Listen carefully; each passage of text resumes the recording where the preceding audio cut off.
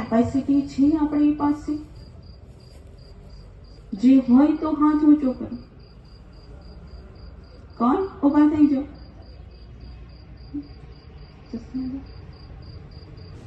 જ્યોત્સનાબેન,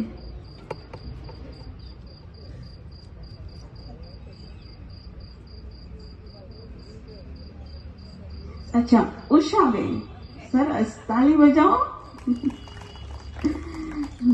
તો ખરેખર પ્રેક્ટિકલ જ છે. ઉભા થયા એ સાચી જ વાત છે, કેમ કે ગઈકાલે જ તેઓના મમ્મીએ શરીર છોડ્યું. હે ને ઉષાબેન? હા, આવી જાઓ તમે. તો ગઈકાલે જ એમના મમ્મીએ શરીર છોડ્યું.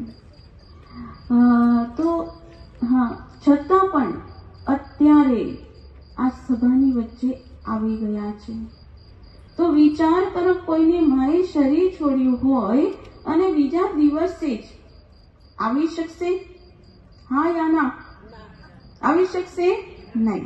છતાં પણ આપણા ઉષાબેન બાબાના બાળક છે, તો તેઓ પોતાના મમ્મીએ શરીર છોડ્યું ગઈકાલે જ, છતાં પણ અત્યારે અહીંયા આવે. તાળી બજાવો.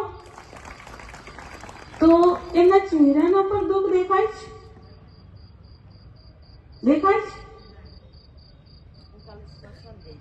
હાલો, પોતાનો અનુભવ સંભળાવ. બધાને ખ્યાલ આવશે કે ખરેખર આવે છે ને? તો હવે આપણા ત્યાંથી સંભળાવો. કમિશનર સાહેબ પણ અહીંયા આવી રહ્યા છે, તો બધા એક હાથની તાળી પણ પાડીશું અને આપ બોલી દો. આપ બોલતા રહો.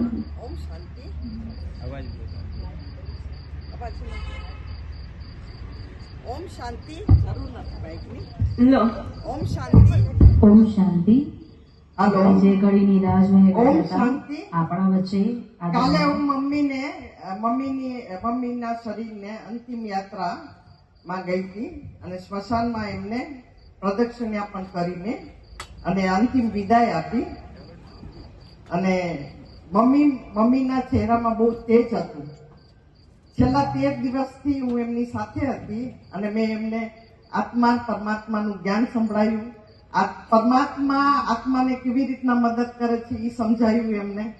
અને એમના શરીરમાં થોડી પીડા હતી, તો મમ્મી કે મારા શરીરને મને ચૂથે છે. મમ્મીને કીધું તમને નથી ચૂથતા મમ્મી, તમે આત્મા છો, તમારું શરીરને તકલીફ છે એટલે ઉપાડવું પડે, એના લીધે શરીર ચૂથાય છે. તો મમ્મી પછી તરત જ એમ કે છે મારા શરીરને ચૂથાય છે. આ પાઠ મેં મમ્મીને પાકો કરાયો. ઓમ શાંતિ. ઓમ શાંતિ.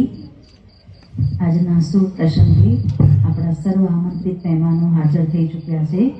તો એક મિનિટ માટે આપણે પરમાત્માને પહેલા યાદ કરીશું અને ત્યારબાદ આજનો જે શિવ જયંતિનો કાર્યક્રમ છે તેને આપણે શરૂ કરીશું. એક મિનિટ માટે પરમાત્માની યાદ